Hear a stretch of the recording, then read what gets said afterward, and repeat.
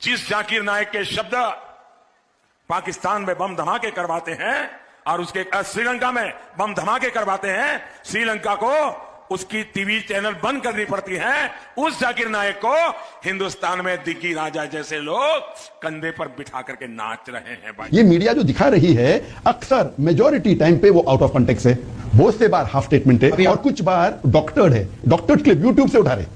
तो ये डॉक्टर है जो तकरीर है, क्या ये भी डॉक्टर है कि आपने ये कहा था कि अमेरिका के खिलाफ अगर आप बिल्कुल से डॉक्टर है, पहला चीज नंबर 1। उसामा बिन लादेन की आपने तारीफ की थी, ये भी डॉक्टर कभी भी तारीफ नहीं किया। एक मुझे बताओ, मैं चैलेंज करता हूं, आप दिखा सकते मुझे?